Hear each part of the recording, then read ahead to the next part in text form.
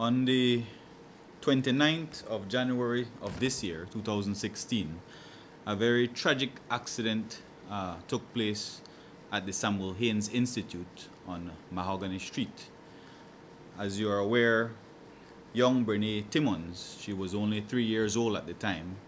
She was inside the yard at the Samuel Haynes Institute, and a huge, monstrous metal gate fell on top of her, directly on top of her skull.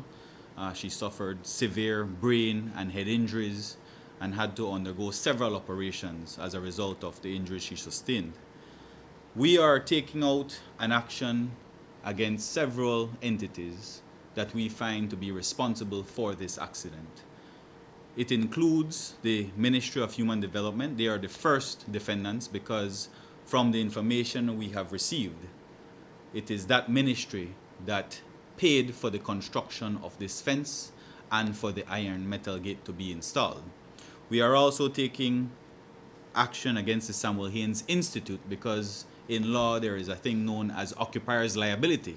Being the owner of the property, you have to ensure that the assets of that company, whether it's the building or whether it's the fence, everything is not in deteriorated in a deteriorated state, as the case with this fence. In this instance, the case was poorly built. The installation, it was poorly installed. And so we are also suing the third defendant, who is Mr. Brian Espat. We are informed that he was the contractor who actually constructed and installed this iron metal gate. From the information we received, the iron gate had several defects to it, and it is one of those sliding gates, and it actually derailed, fell off the rail and fell on top of Brenae Timmons that evening. And so the action is one for damages. We're suing for damages because of the injuries that Brenae suffered. It has had a lasting effect on her, not only psychologically, but also in terms of her mobility and her balance.